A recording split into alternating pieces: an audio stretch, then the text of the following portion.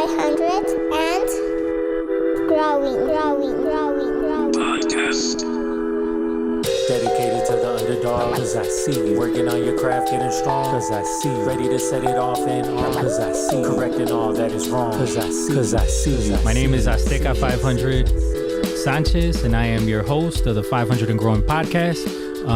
Today in the building, we have EPIK ONE. Eric, what's your last name, bro? Oropeza.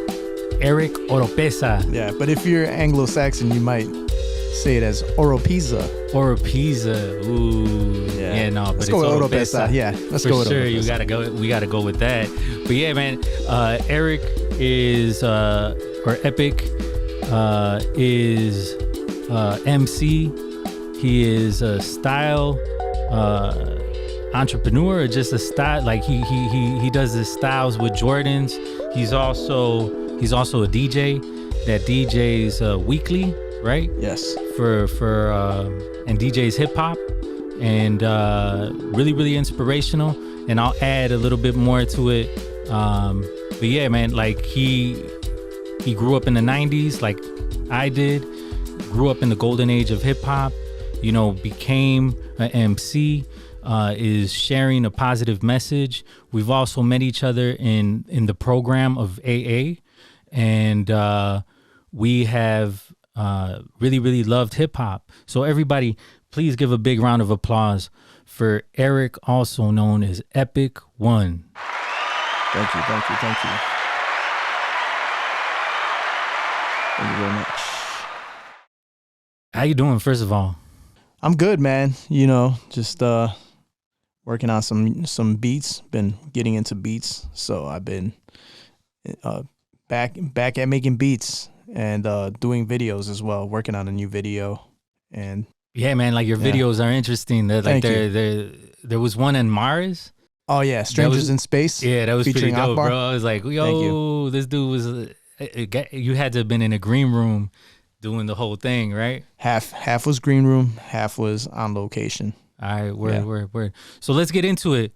Where did you grow up, and what was your childhood like, bro?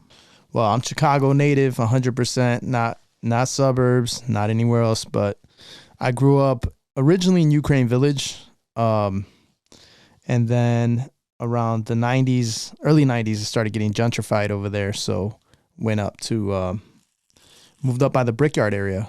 Yeah, not too far from here. So from the Brickyard, and then bounced around Avondale, went back to Ukraine Village a couple years ago, and now back in Belmont Cragen.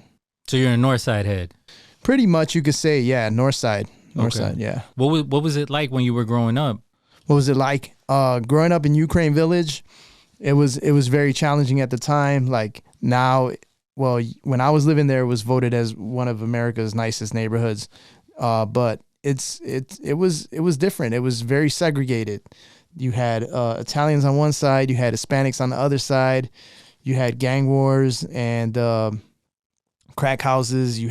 But at the same time, you still had the Chicago feel. Like you could go to that mom and pop shop, you know, to get your groceries here and there. Just playing on the streets all day, you know, on our bikes, playing street football. And just always, back in those days, you know, just staying out till the lights came on, you know. And then when the lights came on, you had to go home. So yeah, that was a sign. That was a sign. The universal sign. It got dark. Those lights kicked on. That was it. Yeah, man. But that's crazy because you grew up on. I mean, you obviously grew up on the north side. I grew up on the south side. And so, like, you talk about the segregation in your space. Mm-hmm. You were at least around those people. Mm-hmm. In the south side, they're like bigger conglomerates or bigger. I guess segregated areas. Yeah. And so like you could grow up your whole life and never run into anybody that's not Mexican if you stay in Little Village or you stay in certain parts of the city. Yeah. You could be black and never run into anybody that's Mexican or anybody that's white if you don't cross the viaducts.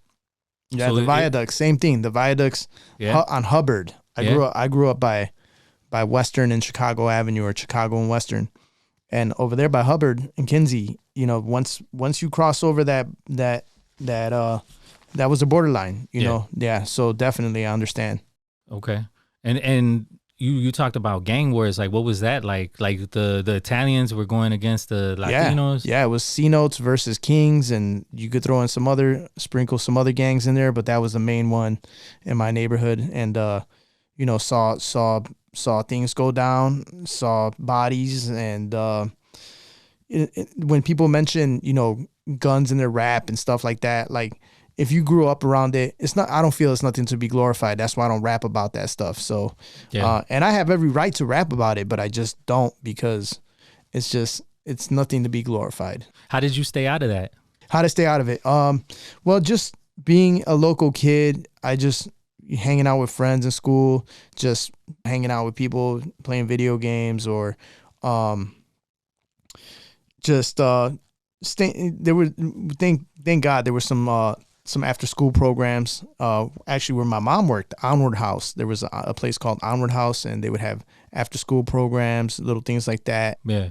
Playing basketball later on. Yeah, I used to chill at Settlement House. Yeah, and you know what I'm saying? That there was always those little spots that you could go and stay away from it, so I already knew what it was, and I was never like, it never caught my attention like that. So did you grow up with any sisters or brothers, or both of your parents? Yeah, I grew up with both of my parents, and I have an older brother. Shout out to Racino. He's out in Dallas. But yeah, he was 2 years older than me, and we grew up poor. We grew up going to the thrift store for clothing, and I had to get my brother's hand-me-downs, and that's what it was, just trying to make it by. So you said that your mother worked at a house, right? Onward House. She was a preschool teacher, but she didn't start off being a preschool teacher. My dad was driving taxi, and he had a problem with drugs and alcohol. Yeah.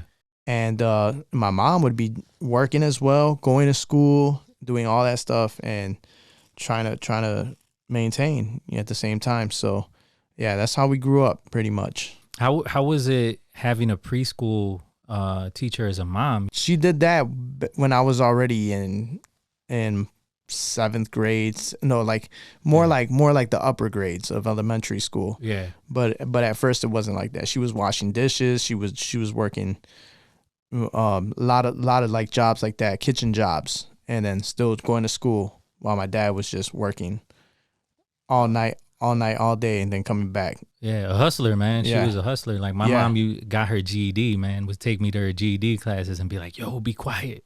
Be quiet. Yo, like you're being too loud, dog." Yeah. And so it was definitely interesting, you know what I'm saying? Seeing my mother strive for better.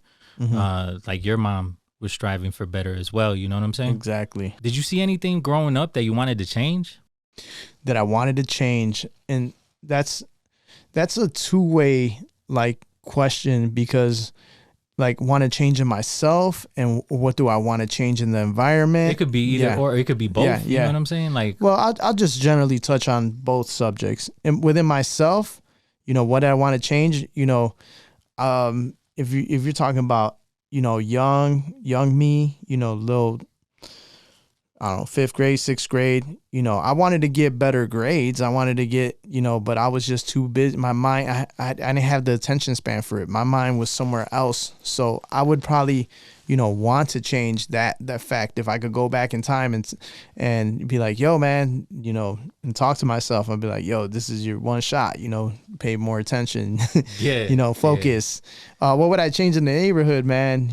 Man, I wish I could like have a big time machine and just like show gangs like the neighborhood wasn't gonna be there. It's like, like show them that, you're gonna get gentrified. This is you're fighting over nothing. That's pretty much what I would change. Like if I had a crystal ball and show them, that's pretty much what I would want to change. You know, so as far as like the gang culture, I grew up in Little Village, and so gang culture was super thick there. You know, we also had the Kings. The Kings were across the street from where I lived, and so it was just like I lived on the boulevard, and so the Kings would come out, the Tutus would come out, and it was just like it was on and popping. All you had to hear was the whistles.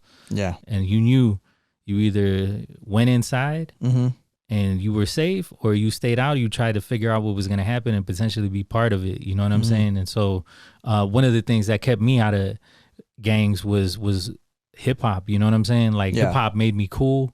Hip hop. One of my cousins introduced me to hip hop as a freshman in high school, and I had already known about hip hop. You know what I'm saying? Yeah. Hip hop was still part of pop culture, but it was just like official heads. You know what I'm saying? Like started listening to De La Soul to, you know what I'm saying? Like What year are you talking? 94. Okay. 94 is when I really dove into hip hop. I was already writing poetry. I was already drawing. Yeah. And it was just like hip hop was like, wait, I could draw and do hip hop? I could MC, do poetry and do hip hop? Yeah. And so it just opened doors for me. You know what I'm saying? The other thing is that I was lucky to have met people that were producing music and being able to sit in their recording studio sessions and just like observing what they were doing. And then eventually being part of crews and, you know how it goes. But it was just like, it always gave me like a cool pass. Even when I got stopped and it was just like, yo, what you is or what you be about is what they used to ask you. What you be about? Yeah. It'd be like, yo, I ain't shit, man, but like I rhyme. It'd be like, yo, I rhyme about the hood and how we gonna get better. It was like, all right, spit some. And so I spit some, and by the end of that conversation, they would be like, bro, that was dope, bro. Keep doing what you're doing. Yeah. And if anybody ever gives you problems around here, let them know that I'm here. No, and I'll I come had a totally opposite Yeah? experience. Yeah, you got the cool pass. I'm not. I grew up. No, seriously, I grew up being a little street kid, little dorky kid, you know, and that's pretty much what it was in grammar school for me. Yeah. And everybody else, you know, had the fresh Jordans on. As far as hip hop, you know, you're talking about how, you know, that cool pass, you know, I didn't get involved with none of that till later on, till like 7th or 8th grade, around that time. And you mentioned drawing. That's exactly, that was my, I could say that's what kept me also away from all the stuff that I used to draw. I used to go to the Art Institute on scholarships. I got a scholarship to go to the Art Institute by seventh grade. I would draw cartoons for people and just drawing on my desk. That's all I did in school, is just draw and everything. And so it sounds like you were drawing and not paying attention to what the teacher was saying. Exactly. That's exactly it. And he's a nice kid, but he doesn't do his homework. I was a class clown too. I was I was also just anything to make myself get a laugh, and you know, just whatever, you know. So but yeah, so I was just not scared to do anything goofy, you know what I'm saying? So so more or less, I wasn't with the cool kids. I wasn't none of that, you know. I was just that local, like the neighborhood kid, you know. And so there was a cool kids, whatever, you know, and they had you know, all types of people in you know, like your neighborhood, you know. You got the people that know what's up. You got just, I would hang around with everybody and you know, just I'd be roaming around, you know. I didn't want to go home and do homework. I'd just stay outside all day and ride my bike as much as possible, you know. So but hip hop, you mentioned hip hop. Yeah. So that was later on. That was later on. It kind of started with NWA. It started with NWA. One of my buddies borrowed me that tape, the NWA and the Posse tape. Okay. And shout out to Rafa. And I never wanted to give that tape back. He had to come to my house one time and ask for his tape back. Dang. Yeah. Once I heard curse words, and I was wanted to be like, I was mischievous. I was like Dennis the Menace, you know. And you sound like you were great for your teachers, man. Your teachers loved you. Oh yeah, they loved me. Yeah, they loved me a lot. Yeah, they wanted to keep me there. That's how much they loved me. Yeah. So then later on, you know, that and then Too Short, the whole West Coast. Okay. Once I heard curse words and songs, and then the 80s, you know, that was a lot of love songs, and I was like, oh man, I'm tired of hearing love songs. Like this is what I want. My cousins used to like house music. Yeah. They were bumping house music. Chicago. Yeah, you grew up in Chicago in the 80s? Like that's 89, 88. House music. And then I mean, I was like, cool, it was cool, you know, I was digging it, you know. But once I heard that, there was no turning back. That was it. And then later on, you know, around eighth, seventh grade. What years? This is like 91, 92 ish. Yeah. Started seeing, because I was already involved in art. Yeah. Started like it was back then. Everybody would come to me like, "Yo, you draw, like, yo, check out so and so. He draws too, you know." And it's like it's like they're always putting people like, "Yo, you want to battle this guy?" You know, it's like kind of like this kind of like drawing contest right now, bro. Get your pencil. Yeah, it's like something like that. But when I saw graph, somebody brought up graph, and I was like, "Whoa!" Inside, I was just like, "Yo, that is fresh. Like, I can't even mess with this. Like the characters." I was just like, "Man, this is just too raw." Yeah. And so then I secretly wanted to learn more and more. And so I was going to art school and taking the bus. You know, kids nowadays, I don't know what age you take the bus, but I started taking the bus in 7th, 6th, around that time. Me and my brother, we probably took the bus probably when I was in 4th grade. You know, actually we used to take the bus, me and my cousins, shout out to my cousins, we used to take the bus everywhere, you know. Yeah. And so yeah, that's how I got into it. But it wasn't like I got the cool pass, you know what I'm saying? It was just, it was a journey. It was a journey. And even then, you know, just in high school, I went to Steinmetz right over here. Yeah. And at the time I was supposed to go to Wells High School going to Wells was like, yo, you go to Wells or Clemente, and that was pretty much it's a wrap. You're gonna have to turn gangbanger because you just ain't gonna survive like that, you know. Yeah. So I went to Steinmetz, and at the time when we moved up by the Brickyard, there was a lot of everybody was selling their house. We grew up on McVicker Street, and Fullerton around there. And as far as you can see, where's McVicker Street? It's by Austin. It's like a block west of Austin. Okay. So then you would see all these Century 21 Remax signs as far as you can see. Yeah. And me and my friends, we were probably the first Hispanics on that block, you know, because we had neighbors that were like, you know, like Leave It to Beaver neighbors, you know. And I was like, wow, I really thought that I was in the suburbs, you know, even though we used to take the bus sometimes to go to the Brickyard. We used to take the Grand Bus, just come to the Brickyard, but never stopping to the neighborhood. But no, there was really cool people over there. And my neighbors across the street, they were really cool. And we had some other neighbors that were older, and they liked hip hop and rap music. And then I was already into NWA, and then I would start watching Yo MTV Raps, Rap City, you know, all that stuff. And then I started knowing more about Slick Rick, you know. So when I got to meet them, I already knew about it, but I never knew the difference between rap and hip hop. And then I asked one of them, shout out to Tweety, I asked him, yo, what's the difference between rap and hip hop? Like, because if you hear it, like NWA had hip hop beats, but they were just rapping gangster stuff, you know. Boom bap. Yeah, it was hip hop, you know, so it was hard. So then he gave me some examples. Then around that time I started getting more into Gangstar, you know, started liking more Gangstar, because I remember there was a point when I was like, nah, I'm not feeling that. But I would go back, record mixes on WGCI with Twilight Tone on Saturday nights. That's how I would educate myself. Okay. And just, man, back in the day, radio really meant something. So for sure, the Columbia station. Yeah. 88. WHPK. Yeah, it really meant something. Them Saturday night mixes, putting that thing on record. So got to learn about a lot of groups. Like a lot of stuff that's still not around, and like Room to Breathe by Downtown Science, and a lot of this stuff that I was like, yo, I remember that cut. So and then Slick Rick, and you know, the Tribe Called Quest. Tribe Called Quest was my jam, you know, back like now talking about hip hop, like Redman around 92 era, Redman. Like Muddy Waters? No, you're talking about his first album. Time for Some Action. Okay. You know, that what about album, Cypress Hill, you know, first album.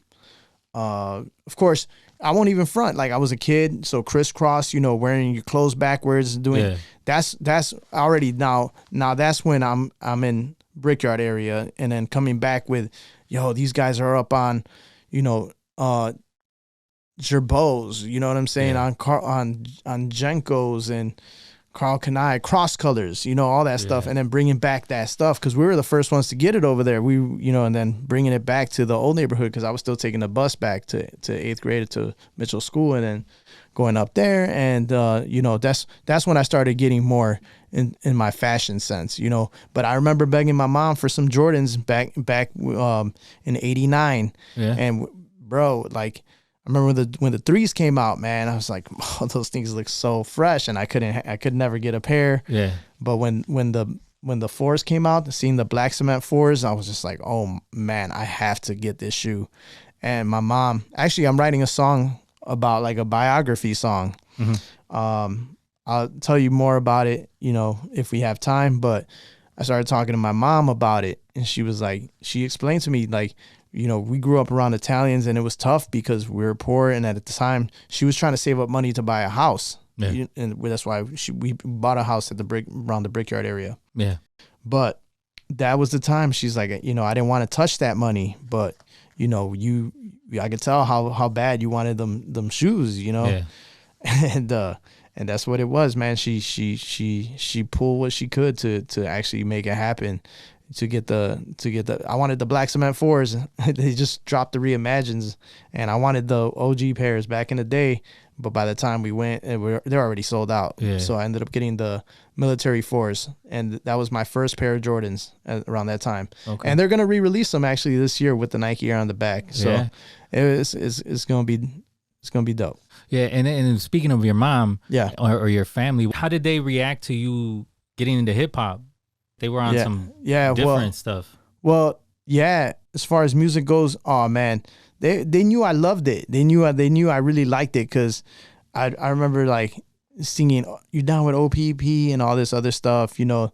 And they're like, oh, you know, está muy chiflado, you know, like that type of vibe. They're like, oh, that's just who he is, you know what I'm saying? And they never really thought much of it, you know. And so it's just something. I remember my dad though. He used to, my dad was hard on me, and he broke my NWA tape, one of them, and he's like, you know, like once he heard the curse words, and I had to be secretive. Oh, okay, I had to be okay. secretive, you know, with the curse words, you know. So, but yeah, that was a big deal back then, man. You know? back then, yeah, right. And so, but after that, they just got used to it. They're like, man, there's nothing we could do to stop him. He's gonna do what he's gonna do, you know. So. Yeah, for sure. So it was just what it was, man. It was just a part of the times. It was like, I remember wearing the baggy pants, the Jenkos and all these baggy pants. They were like, oh, they used to make fun of me. Oh man. Yeah. Like they were like, you know, but as far as the music goes, I didn't expect to get into music like that. I was just a fan. No, yeah, for sure. I was just man. a fan. For me, it was just like B96, Yeah, like type of course. music, like that house, you know what I'm saying? Julian Jumping Perez. Yeah. I was getting into NWA as well, like different groups. And then my cousin introduced me to De La Soul, Balloon Mind State, and Yeah, Stakes is Blow Mind High. State. That's my favorite De La Soul album. Yeah.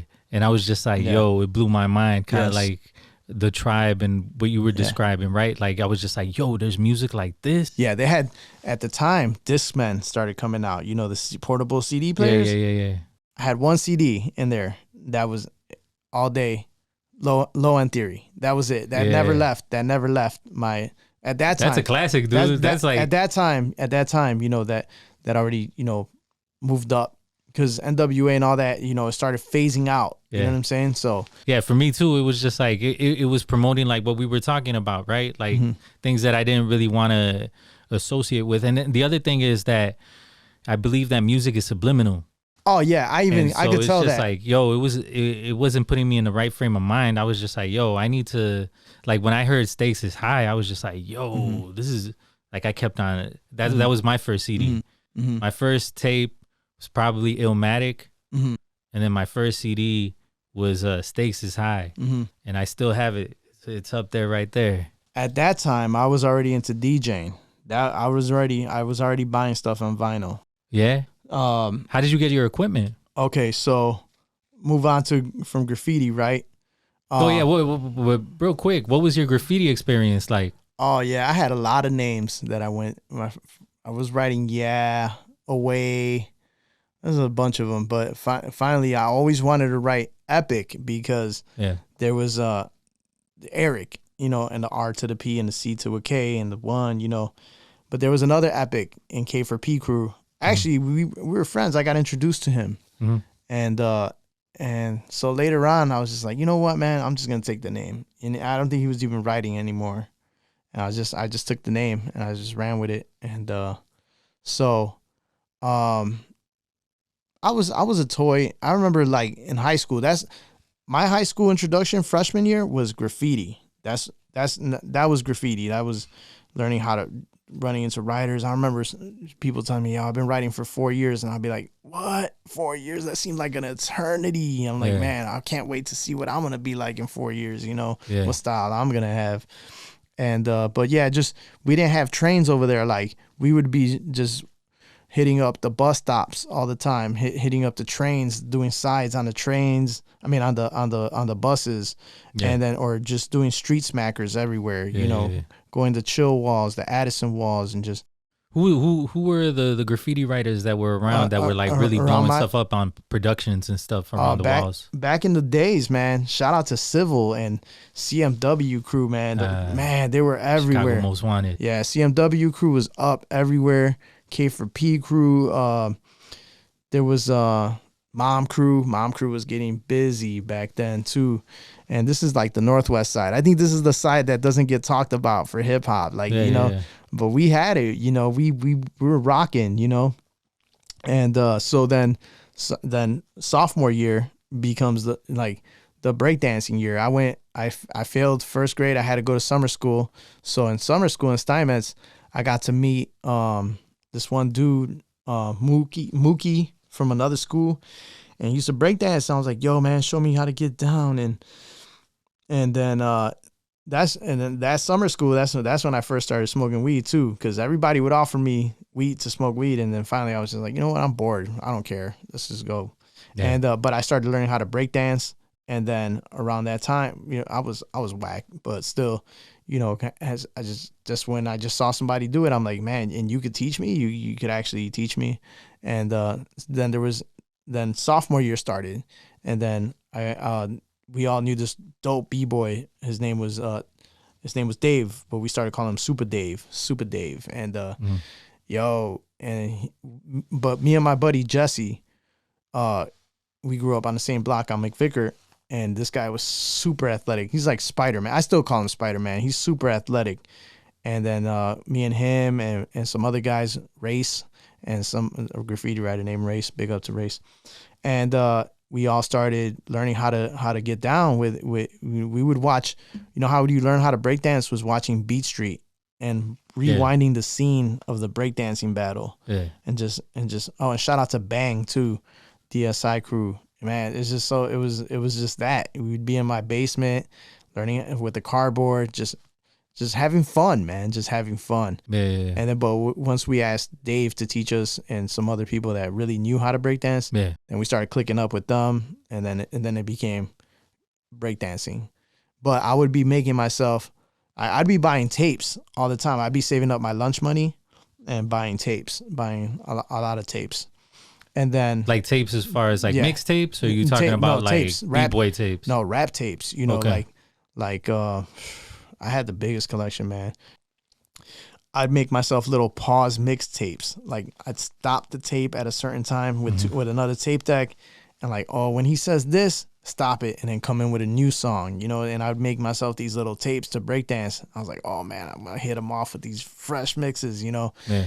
And then one of my boys, Frankie, that went to high school with, he was DJing. He was with a house crew and all that, you know. And I was like, yo, man, how do you get that beat to match the other song, or how when they're scratching, you know? And he's like, yo, you're gonna have to buy records. And I'm like, what? I'm gonna have to get rid of these tapes and buy records. Yeah. This is 94, 95 already. This is 1995. No, 95. Transitioning to 96. Like I would just go to Hip House and buy records there. Yeah. So it was right at the Brickyard. So had a pair of turntables, some Geminis, and we're hanging around with some shady kid. I don't even want to give him props by even mentioning his name, but dude was a thief, and he stole my turntables. Damn. Yeah. So at that point was make or break. Like, And that was I still got the records though. Yeah. You know what I'm saying? Not too many, like maybe like a quarter crate, half crate of records. I was just like, man, this is where, and I was already working at the time. And then I was just like, all right, what am I going to do here? And I always wanted a pair of Techniques. And I was like, you know what? Got my mom, she helped me finance the Technique 1200s. And still got the same Technique 1200s from back in the day, same ones. Yeah, so from 96, I think 96 is when I bought them. So I'm jumping around, but still staying like mid 90s now where we're at, with the conversation. Yeah, for sure, man. I mean, for me, it was just like I couldn't afford any of that. Yeah, it was just like I already had a job. Yeah, I had a job, but even then, it was just like I couldn't afford that. It was like, how much did you spend on the Techniques? The Techniques, yeah, they were easily a G for both. So 500 each. That's a big ass commitment, each. Man. Yeah, and you're talking about 1996. Yeah, for me, it was like I bought studio equipment. Yeah, you're talking about 1996. That's $500 was like easily 1,500 easily in today's. It probably tripled or quadrupled. You're talking about 2 G's easily for each. That's what it would be with inflation prices. But yeah, the best investment, one of the best investments I ever made. For sure, man. Yeah. I always wanted to buy that equipment, but it was like, am I gonna get a condenser mic or am I gonna get that? I didn't think I'd be rapping at the time. Nah, I was already doing it. I wasn't even rapping. So at that time, you talk about Stakes is High was your first album. Yeah. I bought that one on. I had that on vinyl. Yeah. Busta Rhymes first Woo-Ha. album, the Woo-Ha had that. That was, and then I started smoking weed. At that time, I was already full blown pothead. Yeah. Working. I dropped out of school. I dropped out of high school. Just started working more. And my first job was Kmart. Then I got a job at this place called the Oak Tree, selling clothes. Okay. And then I got more into having more money. So I was able to keep my habit and still buy records and little things that I needed to. So at the time. For sure, man. Like for me, it was just like, I got a job at a cafe. I was at that spot and there were people who went to the Art Institute that worked with me. And so they were just like, they knew people that were MCs and they were going to the studio. They were all boys. They were like, yo, you want to come? They knew that I was rhyming. And so I just be in the back, like, just watching what they were doing. And I figured out like, oh, this is what I need in order to get my studio started. So it was just like, when I had a little money, it was like, I'm getting studio equipment so I can rhyme. And so the DJing part kind of fell off. And now as an adult, I'm kind of getting into it and have been started to make mixtapes. So I'm like learning it through controllers right now. But yeah, man, it's something that I always wanted to do, because the other ones were, I went to the point to learn how to break dance. I MC'd, got around a whole bunch of MCs.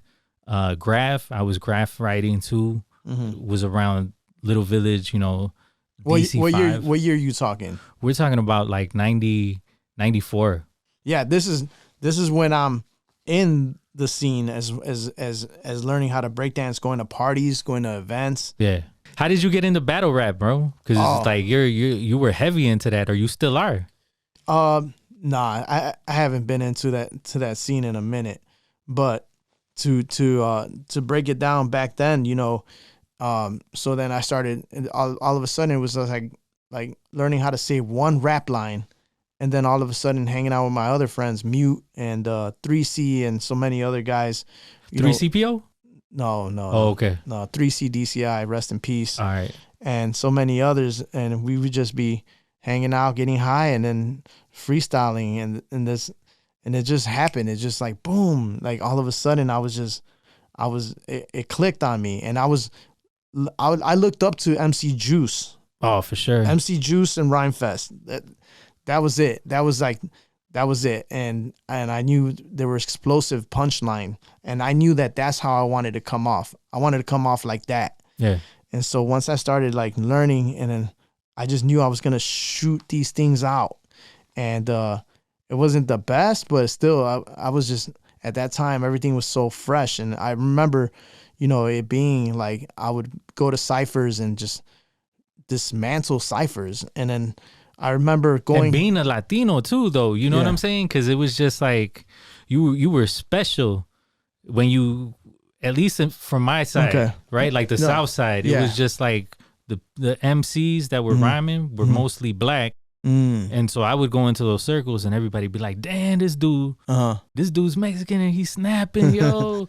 Yeah, well, the parties that we used to go to for the breakdancing events, it was always multicultural. That's one thing. Those were. We used to go up to the Royal on Fullerton back in the day, and a lot of different spots. Orbit? The Orbit, I think might have been there one time. Alcatraz, and then seeing the ciphers, just people going around in circles, and I'm like, all right, this is where I'm gonna have to see how good I really am. Yeah. You know what I'm saying? And I would say some stuff, and then all of a sudden, like more parties. Oh, shout out to Ray's place. I remember that's B-Boy Ray. He used to have this spot, which is Dusty Grooves now, but back then it was just this abandoned spot. You're talking about Writer's Bench, B-Boy Ray? B-Boy Ray, yeah. Okay. Yeah, he used to have this yeah. spot. And me and my boy Mute and all of us, we'd hop in his van. And Emerson, all of us, we used to just go up to the spot every Saturday because we were young. Yeah. And this is like, you know, illegal party throwing, you know, back in those days, raves and everything, you know. Yeah. So it was nothing. So we'd go up there, and then I remember seeing the ciphers. That's when I started jumping into the ciphers more comfortably, and then just be like, you know what? And I said something to myself like, I'm gonna blow everybody out the way. And then I just told myself I was gonna do it, and I did it. You know, I don't remember what I said in particular, but I just remember like people coming up like, yo, you nice, you nice, you nice, you know.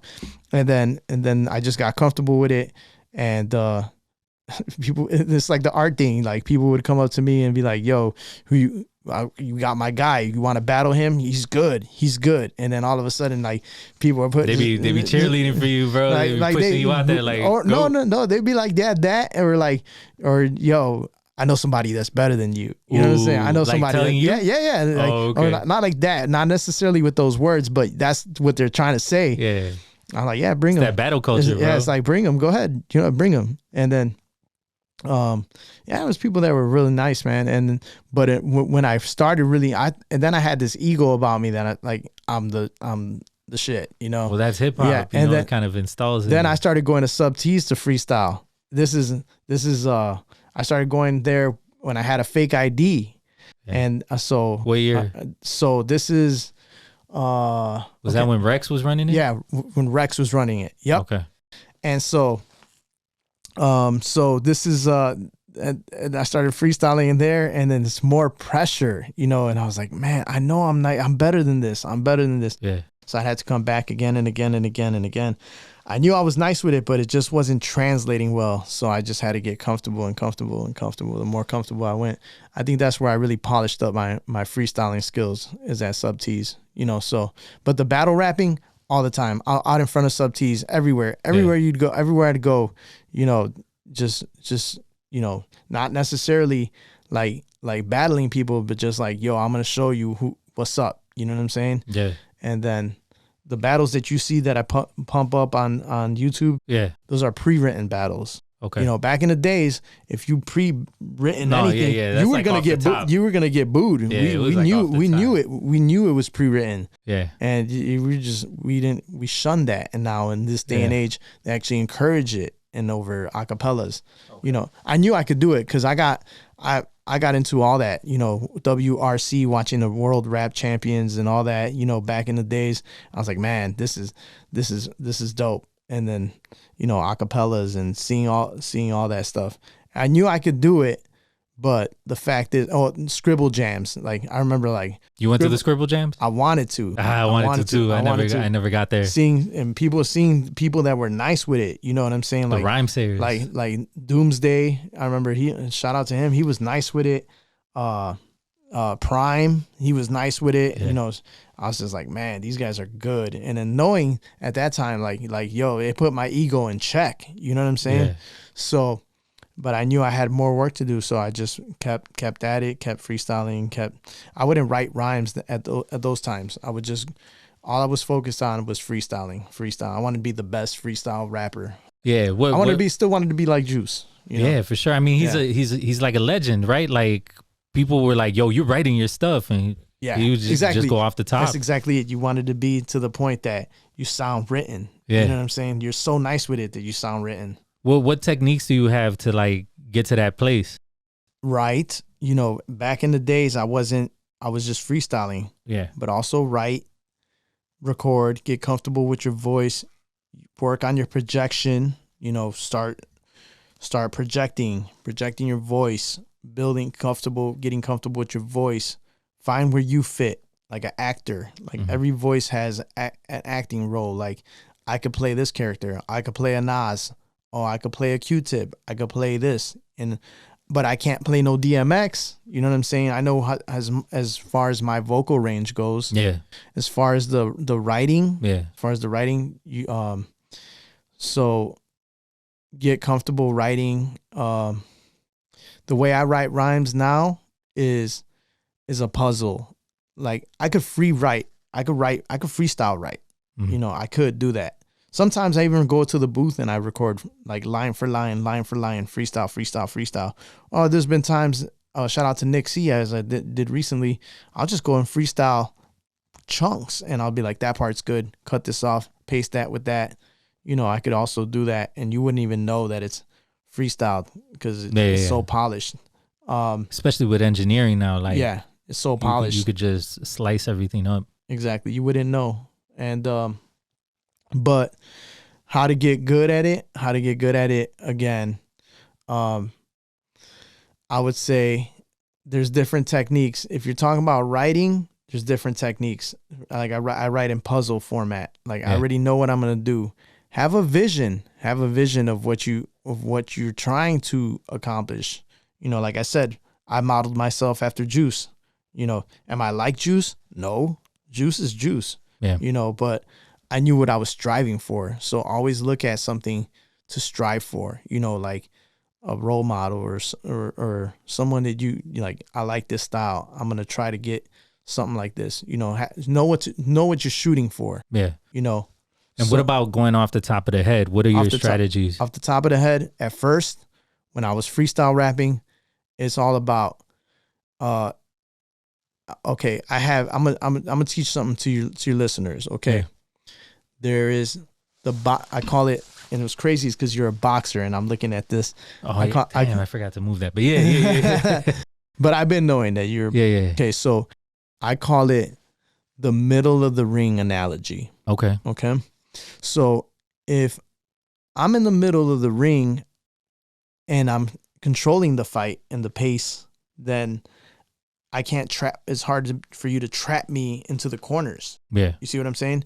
And when people freestyle, and when I started freestyling, that's all I would do is trap myself in the corner, which is cool because now if I trap myself in the corners, I know how to get out of it, you know. But the trapping yourself in the corner format is like, you don't know what you're going to say next. You're just going.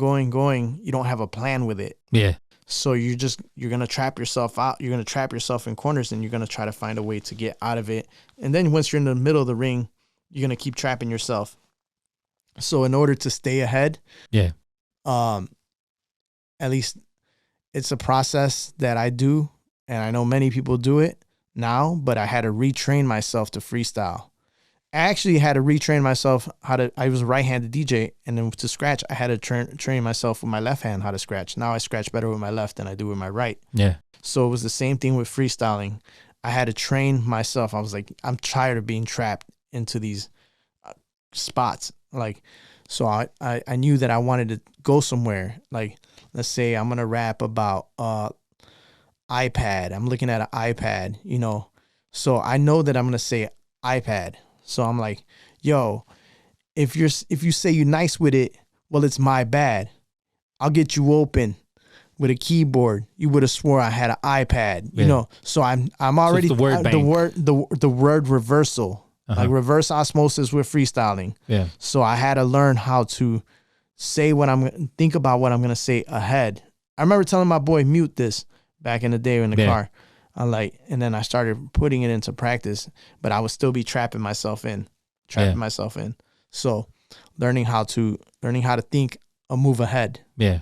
You know, now I could think multiple moves ahead for the most part. Just being, one thing is cool. So yeah, that's a good tip to tell your no, yeah, for sure, so man. you It's guys could learn. what it sounds like. It's the word bank, which is like you already know that you're gonna say this word, and then finding some way to connect it with other words. Yeah, that you're kind of building before you say that punchline or that thing that's going to that thing that you're really meaning to say. exactly. Yeah. It still takes a lot of refining, but if I get caught in a corner, confidence again comes back out. Like I know I'm gonna get myself out of it, and I'm gonna keep swinging, with the words and the punchlines. No, yeah, for sure, man. The one thing that we have in common was that I had a fake ID too, and I had a older girlfriend at the time, and so I had kind of lied myself through starting a relationship with her. And so she was always like, yo, let's go out. And I was like, damn, I can't go, dude. I can't go. So I'd always like end up giving her some bogus, excuse why I couldn't go. And she was like, bro, what's going on? So I was like, I'm 18. She was like, are you sure? So she asked me for my ID. I showed it to her. Stopped talking to me for a really long time. And then we connected back, and I figured out that this dude made some IDs. So then I got one, and then started my venture with alcohol. You know what I'm saying? But it also got me into the sub T. Yeah. Oh, okay. Yeah. So I got into to be able to be freestyling and stuff like that. Okay. Yeah. So I had a fake ID too. No, not a fake ID. I had somebody's ID that I worked with at They gave it to you. Yeah, they gave it to me. I found my doppelganger. Shout out to Jesus. I remember, man, and I look young. I'm 45, and imagine back when I'm 19, I looked like I was 15. I mean, we both did, bro. Yeah. I mean, I'm 2 years younger than you are, and it's just like people don't. The boxing has helped, you know what I'm saying? Like, 'cause it keeps me in shape. But people are like, even people that I box in the ring and they don't know my age, they're just like, what? That was one of the things that I was like, I totally didn't expect you when I met you, that you were like older than I was. That shit was tripping me out, bro. I was just like, what?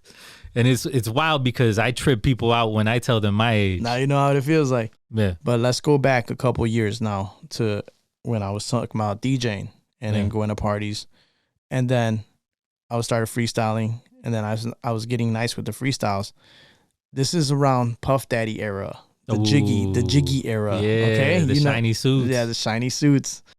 That was a dry period. I would go. But you know what? Raucus was having some. Raucus was dope. Yeah, they were doing it. Yeah, so I'd go look for records. Yeah, and I already knew what I wanted. As a DJ. I'm like, I know what's dope. I know what's dope. I got the ear for it. I know what's up. So there was none of it going around, and I was like, man, if I learn how to make beats, I could actually put this stuff out. I know what I want to buy, so all I have to do is make it. Yeah. So I had a little sampler on my mixer, on my Gemini mixer. I had a little, I forgot what it was, 3 seconds of sample time. Okay. I'd make these loops. These little loops. And then I was like, oh, okay, I got the loop. Now I just need a drum machine. I bought a Roland drum machine. Nice. And I was like, these things are not syncing up. They're not syncing up. And then shout out to Individual, his brother's Panic, and he introduced me to Panic. Panic was already a legend, so Moment was already established. Yeah, Moment makes beats for those people that don't know. Yeah, and they're like super famous in the hip hop world. Where it's like you think of Chicago, you think of Moment, the All Natural, pretty much used all their beats. You know what I'm saying? Exactly. And then he showed me his MPC 3000. That's what he had at the time. Nice.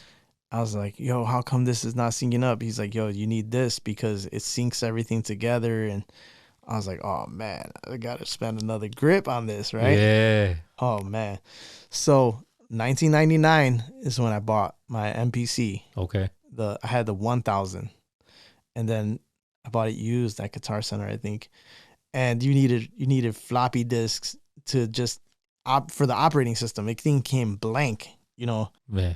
And then the guy was like at the store, he's like, yo, you should wait for the 2000 XL. It's gonna be coming out.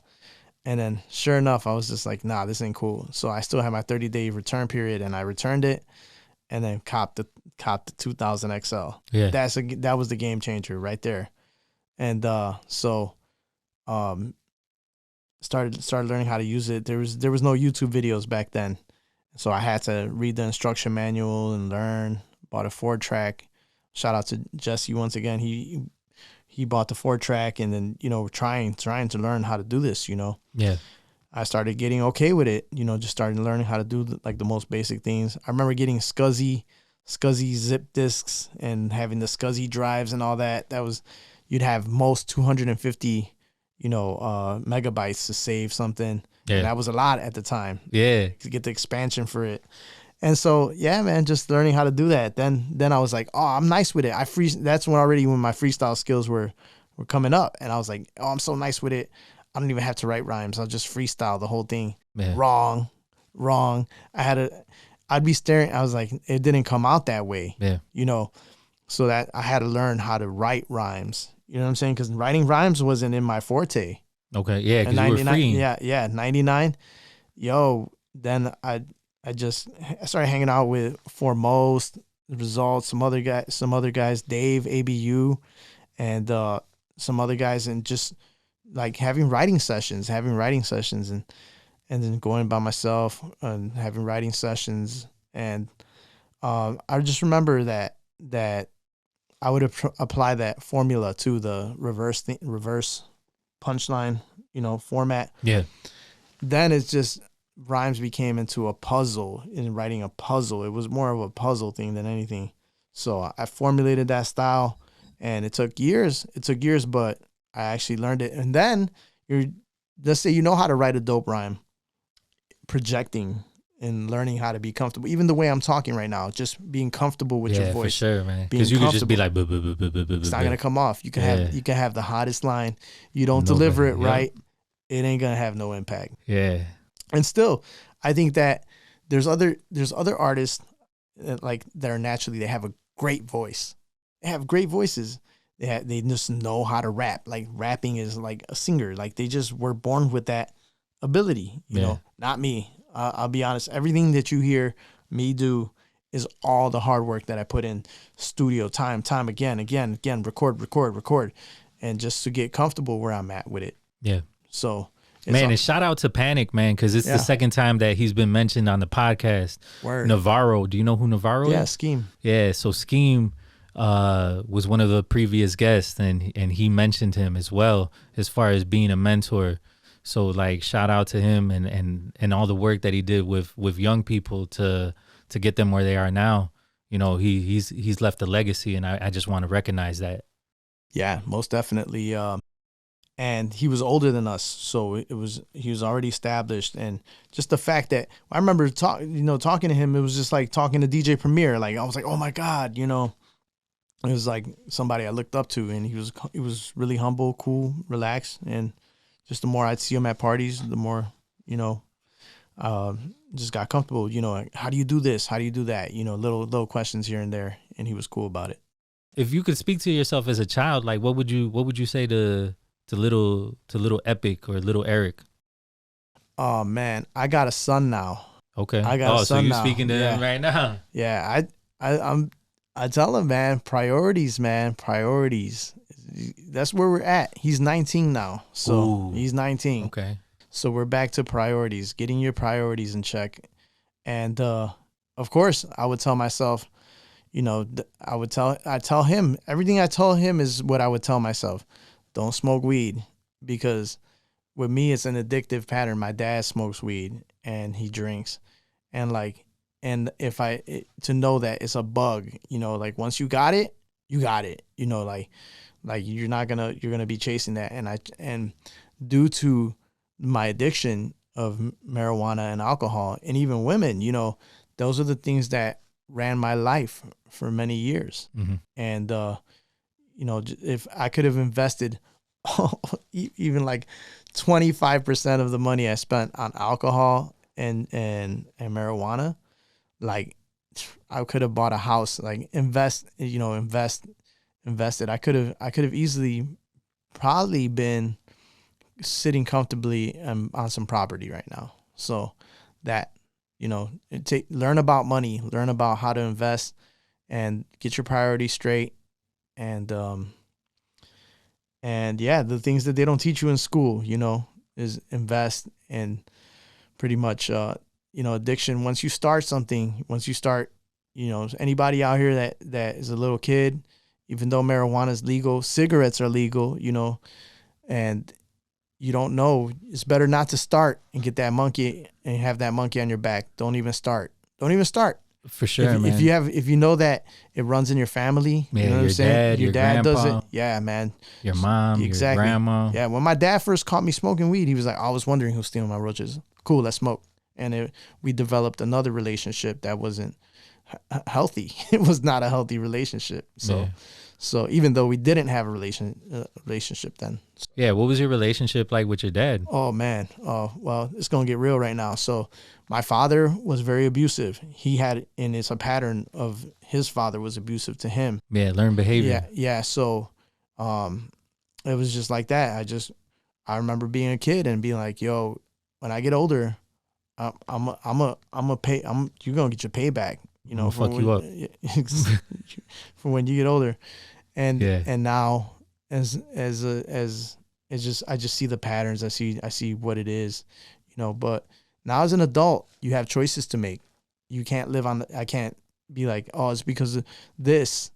No, I know the difference between right and wrong now. I'm an adult. Yeah. So that I can't live in the past. I have choices to make now. So I don't hold it for him, you know what I'm saying? But I understand why. And even though I never hit my son ever, but I was verbally in his face, you know what I'm saying? Yeah. And it does carry patterns. Even then I feel bad for not, being in a good mental space when I was raising him when he was young. So I mean that's what we're doing right now in the program, right? Like we're breaking those vicious cycles and we're checking ourselves and like really figuring out like where does this come from and how we gonna fix this? Because if we don't fix it, it's gonna go into the next generation.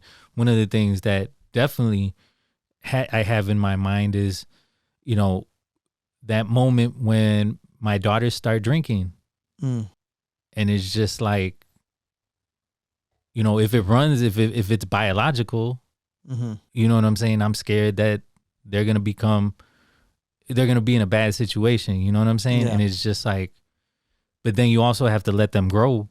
Yeah. And let them figure it out. But I think that the best thing to do is to be a good example and to show the growth that you've made, you know what I'm saying? And the fact that you're vulnerable enough to tell them like, yo, I have a problem with this and I had to stop. I was selling weed for over 20 years on and off, and I remember when I told my son that, speaking of the kicks, I got used to that lifestyle of having money like that, having a job and then slanging on the side. And I told him I've been sober for 6 years. I just celebrated 6 years. Yeah, I celebrated 7. My man. Yeah. And I remember telling him, yo, I've been selling weed. And he was 13, so he could understand. He's like, what? And he's like, yeah. But I'm done. I remember like, how do you think I bought you all these things, And so, yeah, he knows. And, I told him, you have this curse because look at the video games. You can't stop. Once you like something, you can't stop doing it. We have addictive personality traits, so it's always good, like to know that at least. And if they make their choices now, at least I pre-warned you. You know what I'm saying? Yeah. So it's good to talk about, Yeah, for sure, man. I mean, but one of the things about having that personality trait is that you dive into something and you dive into it. Yeah. You know what I'm saying? Yeah. So when you wanted to learn how to DJ, you dove into DJing. When you wanted to learn how to MC, you dove into MCing. When you wanted to dive into getting your Jordans, it's like you dove into getting your Jordans. You know what I'm saying? And it's just like, it's choosing what you're gonna dive into now, and knowing that you can potentially make bad choices and trying to stop yourself from doing that. I always liked sneakers, man, but the Jordans came later on. I would say I started collecting J's back in 2008, around that time, because I was getting money. I was getting money from slanging. Yeah, and I got used to it, and then again, addiction, right? yeah. And it's like, okay, the shoes are dope, but I want the whole get up with it, The whole outfit. Yeah. As an adult, what were the moments that you stood at the fork? You know, I know a little bit of your story of like the bar right there on Western and Fullerton. What was it called? Quenchers. The Quenchers. Quenchers, yeah. The Quenchers story. Like that was definitely like a fork in the road. But what were those fork in the road moments that you had in your life that you needed to pivot from, as far as like, I either have to change or I'm going to go full force with this? Okay. There was a lot of signs that took place. One of them was crashing my car, getting arrested for having pot, you know, and I think that I'm glad it's legalized, because I think that's a trap that they do for fishing in minority neighborhoods. But a lot of signs, you know, nobody forced me to go and slang. Nobody forced me to drive drunk. These are decisions that I've made in my life. Yeah. And, you know, seeing things like that, I always saw the forks in the road, but I would still choose the bad path. Yeah. You see what I'm saying? Yeah, I get you. I saw him. I saw where that path leads, and I was like, I just can't. I just can't. So I always say when I'm sober, I come to these meetings because I'm sober through the grace of God. Is my mom's prayers. Like, I ended up on the program on accident. Yeah. I came to help a friend, and then found out that I'm an alcoholic too. And knowing that I'm a pothead, I couldn't talk about it. So I started going to Marijuana Anonymous. And then, you know, more and more going into these meetings, and then knowing that then you could see the fork in the road right there. Yeah. Although I saw it, but now I was able to have a choice on which path to go. Because I saw it before, but I just didn't have the choice. Addiction made the choice for me. Yeah. You know, but now I started learning that I do have a choice. So that's when, so it's there's no way to say that, you know, it's just the fork in the road started getting clearer on what decision I should make as I went through with the program.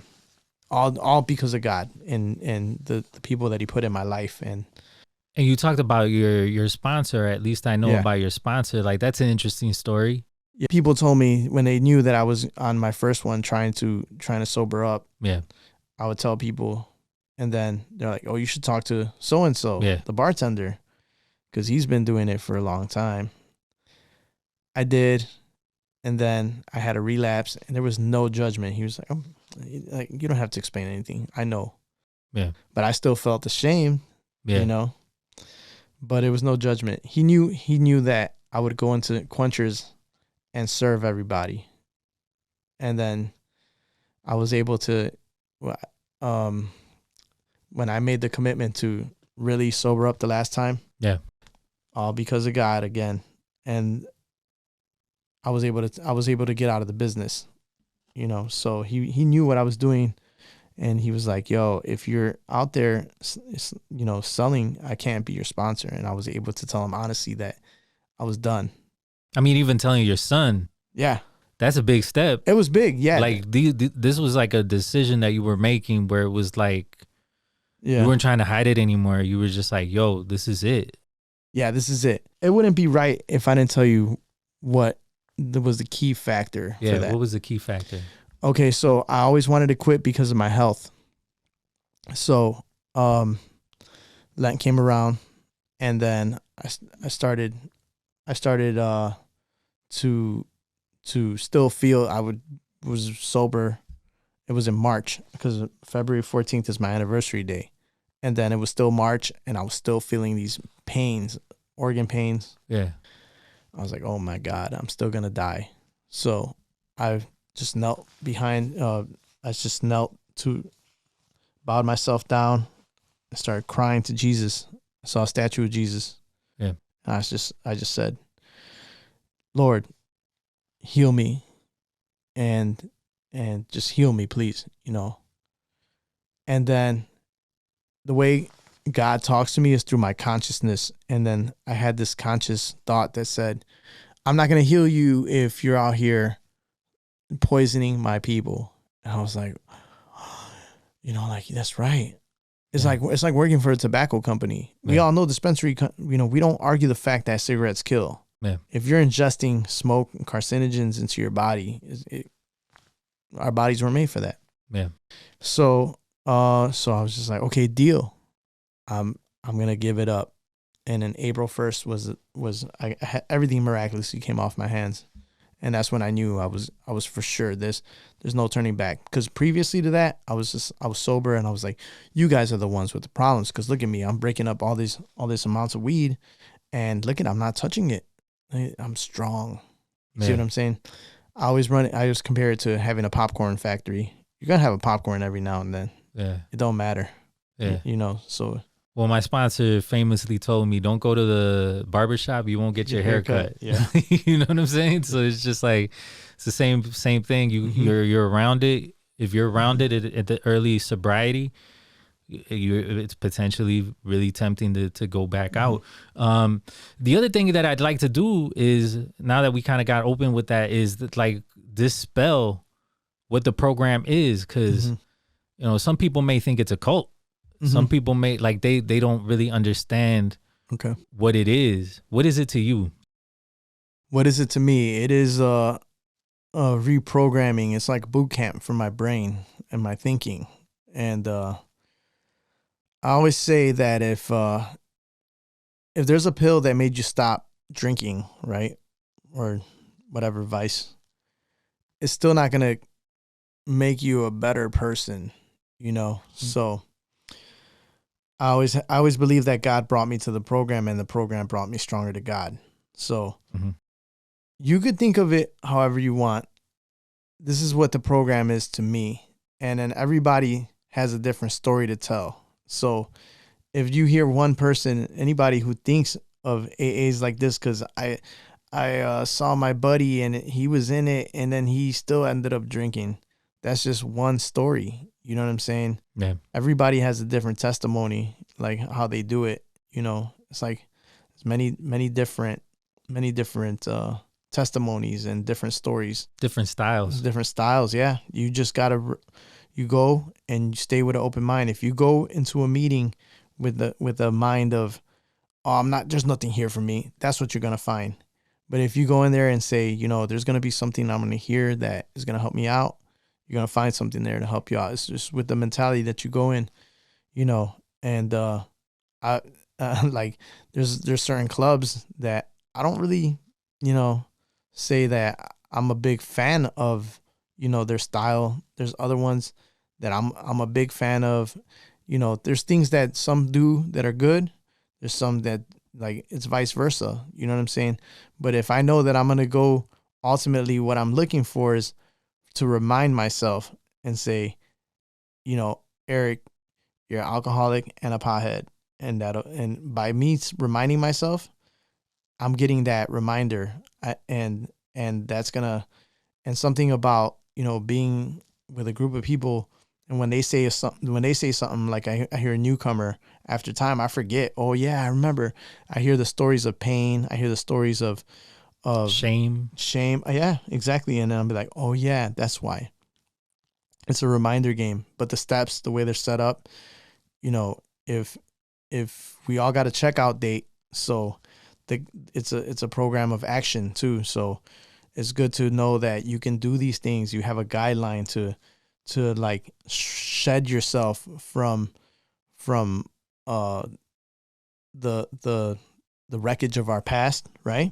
As they say, but also how to get closer to God, for me. I'm only saying for me, and also, how to deal with your character defects.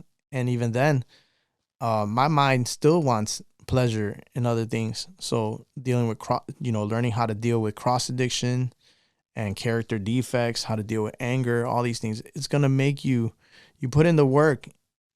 And at least for me, I put in the work, and I see myself to how I was 6 years ago. And it's a big improvement. Big. For sure. I've done so much in my life that I couldn't release records like this. I couldn't work on music because I was chasing the money and my addictions. You know, now I have time. Today I didn't work for the first time. One of the few days and even yesterday I didn't work. I'm like, you know what? I'm just gonna make beats. Just want to make beats. Yeah. And that's what I did. So you have time. And it's a beautiful life. It's a beautiful life, and it's because I believe God, His angels, all of them are watching over me. To lead me here, and I'm able to tell my pain to somebody else. Somebody who's probably hearing this for the first time. No, you're definitely gonna touch somebody. You know what I'm saying? Yeah, like somebody. People are, they'll hear it in their psyche. They'll be like, "Yo, okay." Because a lot of people, like I talk to my wife, and she's like, "Yo, some people think that it's like a cult, yo," and it's like, well, it's not, but you have to be accountable. You know what I'm saying? Like for me, the program is. So I grew up Catholic, stepped away from that. But my higher power is my ancestors, my mom, right, that passed away. And so it's getting in tune with something that's bigger than you. And then understanding that the steps are a way of checking yourself and being able to like understand why you're acting the way that you're acting, or trying to understand why you're acting the way you're acting.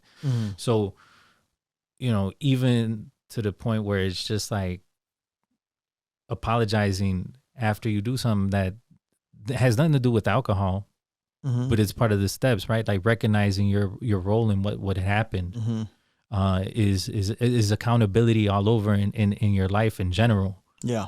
And once you become accountable, then you start understanding like the effects that you have on people. And how you need to change those character defects, those insecurities that you carried your whole life. You get to see like the growth that people make. Like you were talking about the newcomers that come, right? Yeah. And so you kind of like do the what do you call it? You change your meeting to day one, right? And so, but you get to see yourself in that person that walked in that maybe doesn't really want to be there, but needs to be there. And you're just like, damn, you see yourself in them, and it brings you back to like humble yourself and be like, yo, like we could go out at any moment. That's why we say we take it a day at a time. Yeah. It's just like, just because you've racked up 7 years doesn't mean anything. Yep. And you have to keep practicing, and you have to keep becoming a better person in order to check that. Just like I was saying earlier with the MC stuff, and you want to get good at it. Hang around with people that can teach you, you know what I'm saying? Or you can learn from, like playing basketball. I want to play with people that have the hunger to play, or can teach me something. How do you keep on doing the elements? You know what I'm saying? How do you keep on practicing? What gets you to keep on striving to like learn more and more and more about that? Growing your craft, I should say. Well, it's always going to be in me. Hip hop is just in my DNA. Yeah. It is who I am.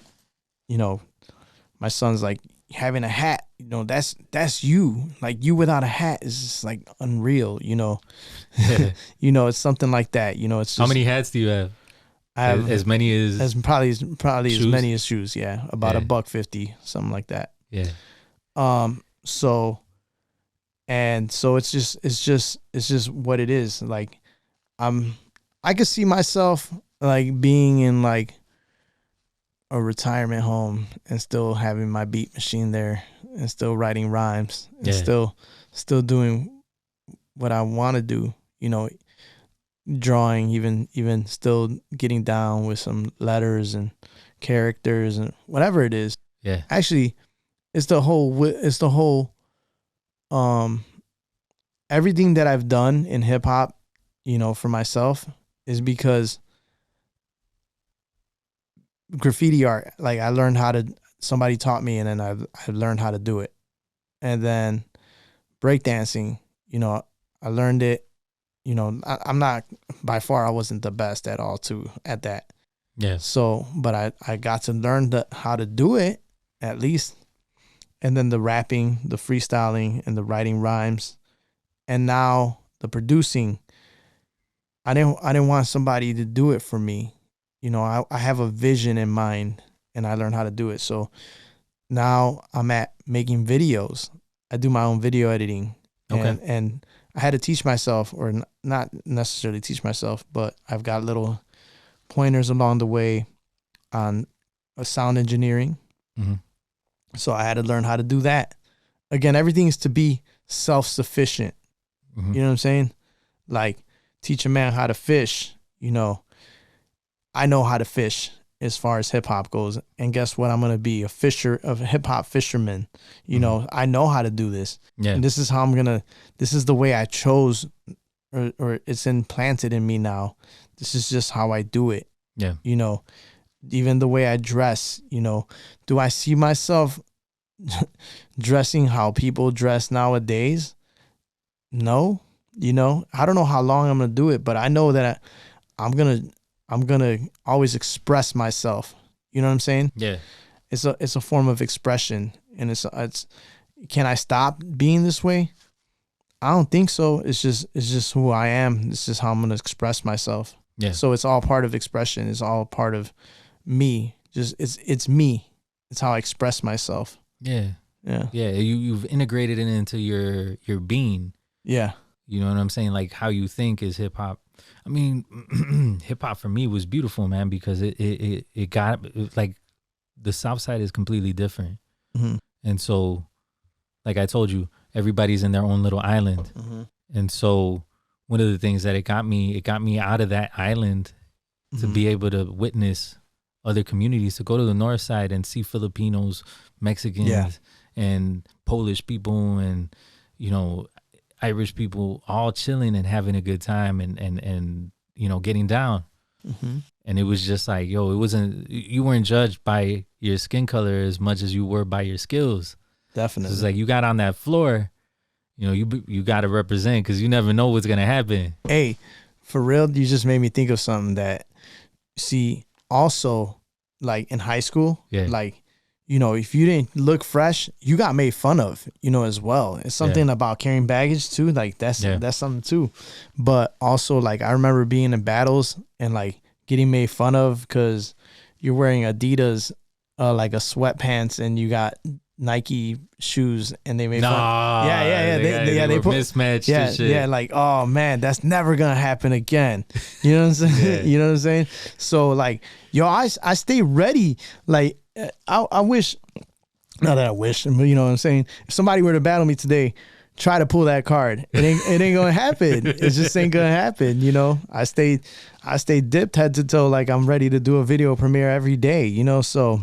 No, for real, man. Like I've seen your videos. It's just like the watch matches the socks match the shirt matches the shoes. And this the generation, coat. this generation, they don't even do that. Like these kids, they don't.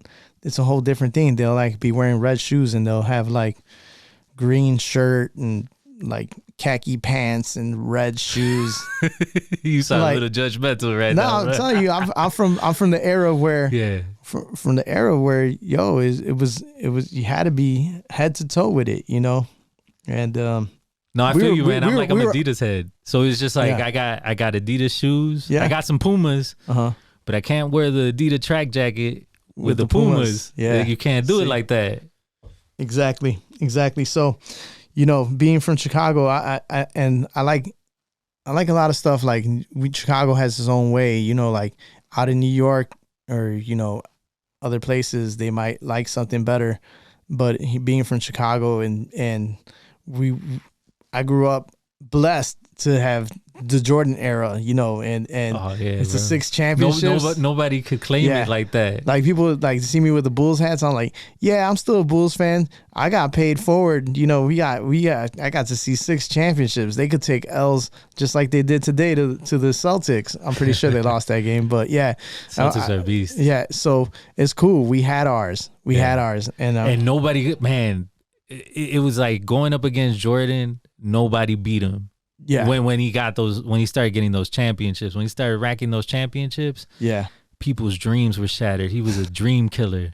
Yeah, no doubt, man. And so like over here in Chicago, like Jordans are part of our culture, you know. Yeah. Other places, they're like, you know, maybe New York, they don't mess with J's. They're more Timberlands, or you know what I'm saying? Yeah. Other cities, but being here, yo, I didn't get to have these shoes, all the ones that I got to have as a kid, and I got to finally, you know, as an adult, get them, you know. So it's something really like a void that it's like I used to collect GI Joes, so I wanted all of them. You know what I'm saying? You know, so same thing with the J's. No, I feel you, man. Like my mom could never afford Voltron. Yo, I would get the little one that you couldn't like take apart. Yeah. Man, Voltron got what is it called? Reissued. Yeah.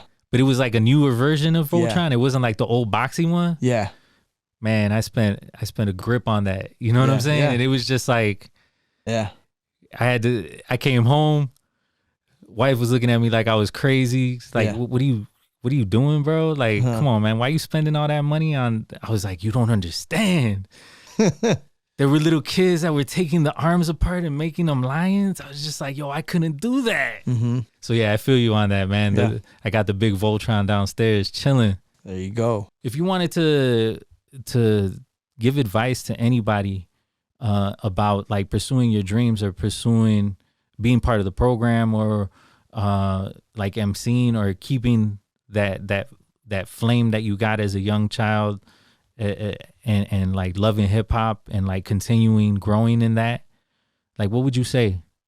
What kind of advice would you give? Like if you were the Panic, right? Like if you were that person that could give that to another person, Yeah.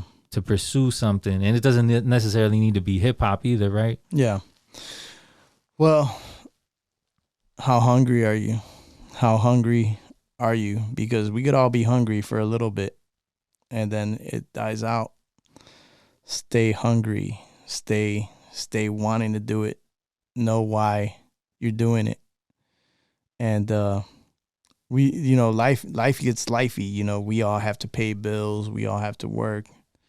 But again, we come back to priorities. What are you putting more important?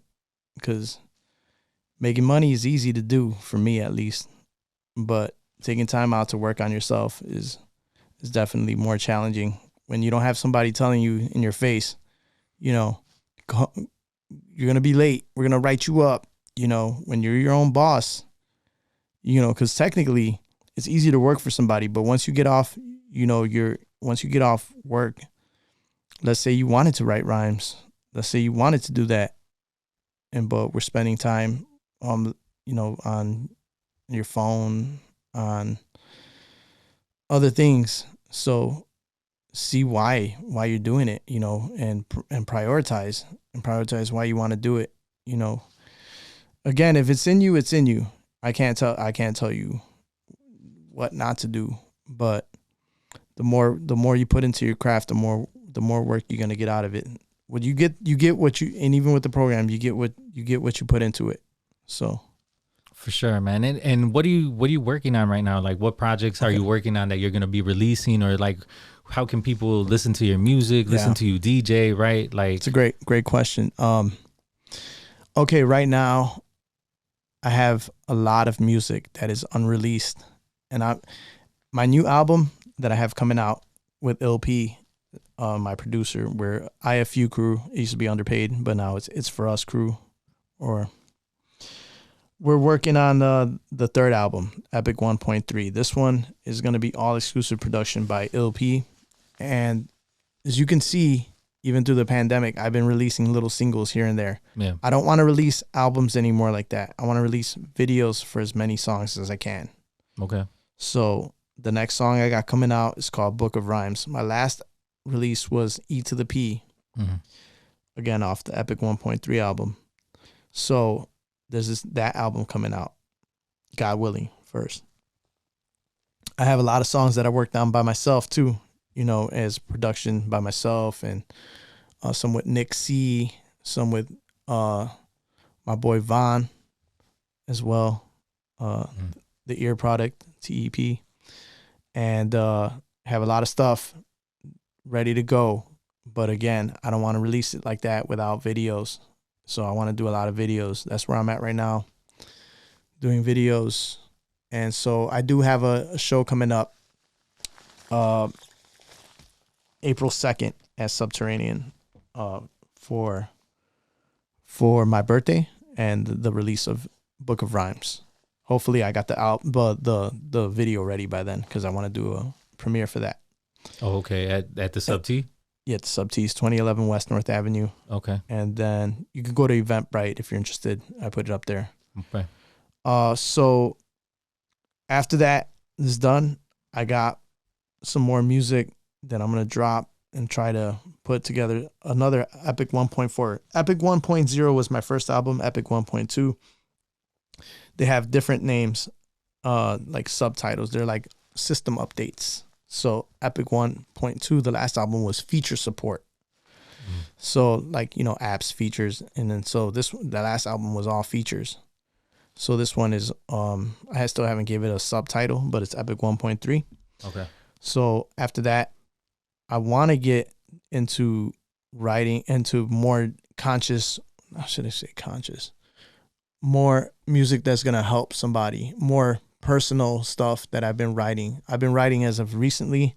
I've been writing a lot of stuff that is going to be more for the listener to get to know you better.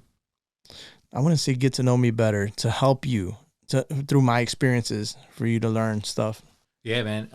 How can people reach you? Like, do you have a website or email or like social media handles? Yeah, Twitter. Oh, my bad. X is Epico Uno, EPIKO UNO. YouTube channel. And as far as the radio show that I do on 88.7 FM WLUW, Kicks and Snares, where I do a lot of on feet. The YouTube channel is EPIK ONE Underpaid, EPIK ONE space Underpaid. They're dropping weekly mixes for everybody, letting you know about hip hop events happening in the city. The Facebook DJ EPIK with the number 1 DJ. If you just put DJ EPIK and the number 1, you'll find everything there pretty much on Instagram, Snap, and Snap, DJ EPIK with the number 1. Anything that you would want to say to your son? I know that you said your son is 18, right? 19. 19. Yeah. Any parting words that you would want to say to your son, just to, leave it for him? He is a great person. He's the most caring kid or young adult that I ever got to encounter, and I think that whoever he encounters or lets in his circle, they're gonna be blessed, because not only that, like, kids are like computers. You train them, you program them, and I believe that I've programmed a person who knows how to, who is aware of the spiritual world, and the things that he knows he's learning now, about learning how to fight temptation and learning about the Bible, and we go to church together on Sundays, and this is all going to translate as a person that, you're going to have a blessed experience around. So whoever he chooses in his life, even though he's very introverted, whoever he allows in his world is just going to be a blessing to whoever, so yeah, pretty much just keep doing what you're doing, Lil E. I'm proud of you. And, he always asks me, are you mad? Are you mad? Yeah. It's like, And Well, because you were rough at the beginning, yeah, no? yeah. You were Oh, a little yeah, rough, yeah, so it might yeah, have been yeah, like, oh yeah, there's something in him. yeah, and that's definitely it. You know, I'm never mad at him. I'm never mad, and I think that ultimately, I'm the opposite. I'm happy of who he is and who he's becoming. No doubt. Thank you, EPIK ONE, Eric, for coming through. And we really appreciate the fact that you've been vulnerable and have told your real story. You know what I'm saying? I'm positive that people are going to be inspired by it. I think that's the reason why we do this at 500 and growing. We want people to be inspired to reach their fullest potential. And I can see that you're striving to get to that place, and that's inspirational. So thank you for coming. No problem. Thank you for having me, and thanks for the platform that you're doing, and thanks for being another Latino Mexican that is trying to make this world a better place. So thank you. All right, no doubt, brother. All right, so everybody, signing off. EPIK ONE. Peace. Peace. 500 and growing. Podcast. Dedicated to the underdog, cause I see you working on your craft, getting strong, cause I see you ready to set it off and on, cause I see you correcting all that is wrong, cause I see you dedicated to your craft, read and study the math, making goals and taking a stand, original, so you trailblaze a path, in tune with your inner master plan. Visit 500andgrowing.com for more creative content.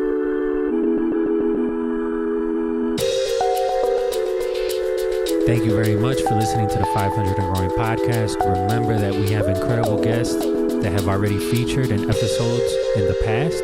So please go back into the archives and listen to their inspirational stories. And then remember that we have incredible guests lined up for the future. So please follow on Instagram at 500 and Growing Podcast. Remember to follow on Spotify or Apple Podcast or any of the major podcast platforms. You can also check out 500 and